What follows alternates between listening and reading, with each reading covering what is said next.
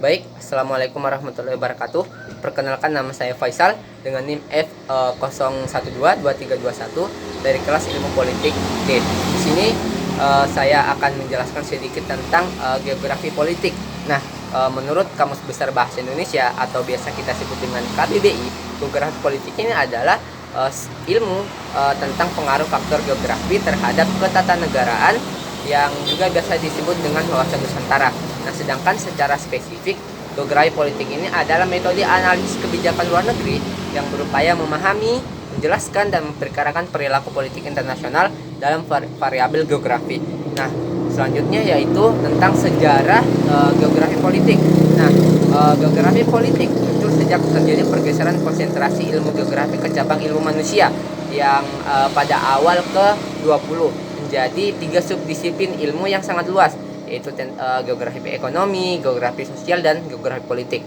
Nah, penggunaan istilah geografi politik sendiri dimulai sejak tahun 1750-an oleh filsuf Prancis yang bernama Turgot. Nah, sedangkan geopolitik ini diciptakan oleh ilmuwan Swedia yang bernama Rudolf Kjellén pada tahun 1899. Nah, 23 abad sebelumnya, kata geopolitik ini diciptakan oleh Aristoteles yang membahas banyak pertanyaan yang dapat digolongkan menjadi sebagai geopolitik yang sebelumnya telah diutarakan oleh Plato yang menguji pada Hippocrates. Nah, selanjutnya yaitu geografi politik Indonesia. Nah, geografi politik Indonesia ini adalah yaitu berlandaskan pada pandangan kewilayahan dan kehidupan bangsa. Sebagai negara yang sangat luas dengan negara yang memiliki keragaman yang sangat banyak di dalamnya, Indonesia memiliki wawasan Nusantara sebagai dasar pengembangan wawasan nasional. Selanjutnya yaitu tentang tujuan dari geografi politik Indonesia. Nah, tujuan wawasan Nusantara sebagai geografi politik Indonesia ke dalam yaitu menjamin persatuan dan kesatuan bangsa dalam kehidupan nasional dan juga secara umum telah tertuang pada Undang-Undang 1945. Nah, selanjutnya itu faktor yang mempengaruhi kondisi geografi politik. Yang pertama adalah kondisi geografis yang meliputi kondisi letak, luas, dan bentuk wilayah.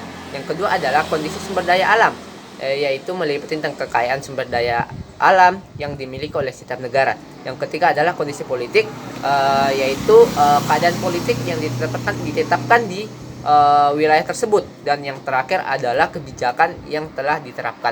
Nah, selanjutnya adalah contoh dari geografi politik. Nah, contoh kajian dari geografi politik ini yaitu konflik perebutan wilayah, pulau, dan laut, dan juga budaya antar suatu negara dengan negara lainnya. Misalnya perebutan batas wilayah dari antara Indonesia dengan Filipina, dan juga perebutan pulau antara Indonesia dengan Singapura.